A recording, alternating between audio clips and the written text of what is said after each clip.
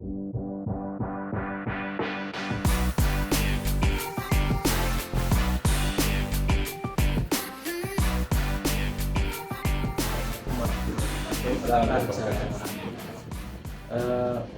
Pak, saya Muhammad Rifkan, salah satu mahasiswa di STIMIK UID Cipta Dharma, Teknik Informatika, dan teman saya Turis Syamsuwa Sapor juga sama mahasiswa di STIMIK. Izinkan Pak, saya bertanya beberapa pertanyaan yang saya mau tanyakan ke Bapak terkait pemilu 2024 ini. Salah satunya debat perdana capres cawapres kemarin Pak. Ya. Itu kan sudah ditunjukkan dari ketiga paslon tersebut Pak, visi misi programnya mereka untuk 5 tahun ke depannya gimana. Menurut Bapak, dari seluruh debat itu adakah dari Bapak yang maksudnya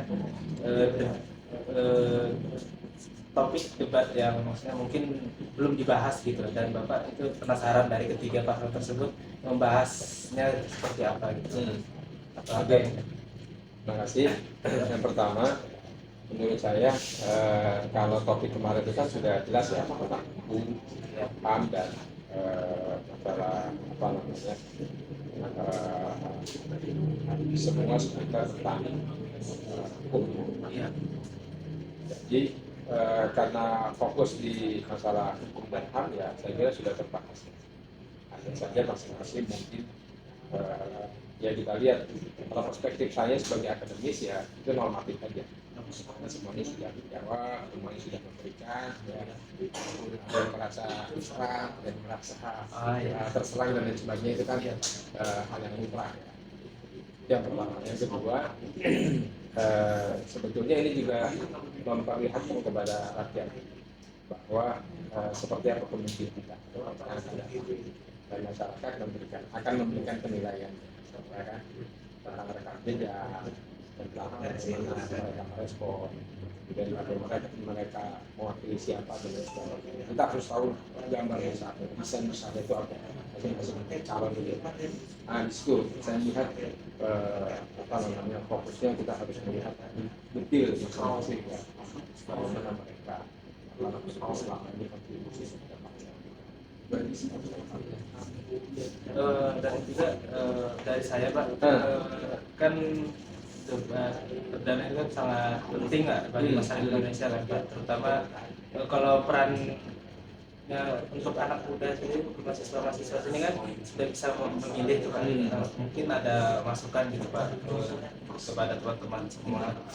Maksudnya selain maksudnya hal apa yang bisa bikin anak muda tertarik, karena kan ketiga pasal kan bagus-bagus kan, maksudnya alhamdulillah menarik, maksudnya kayak program Bismillah dan macam-macam, tapi ada kadang beberapa teman-teman saya juga kadang karena bagus-bagus jadi bingung.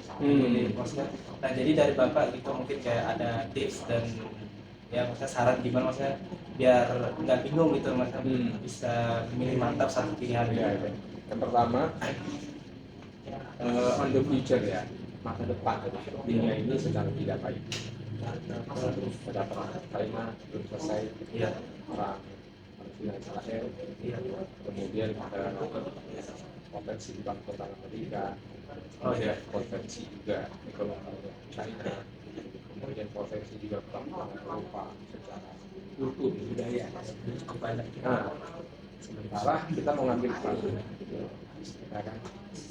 untuk mengambil peran apa dan bisa menjawabnya itu ada kita yang bisa menjawab. Kalau saya melihat dari seluruh paslon itu ada yang punya kemampuan, saya yang lebih, karena dia menguasai geopolitik dunia oleh Indonesia dari sisi pertahanan jadi juga capable, dia punya penguasaan yang bagus, kemudian komunikasinya juga bagus, dari sisi kemampuan bahasa saya kira lebih dari 2-3 bahasa bisa berkomunikasi. Itu di antara ketiganya.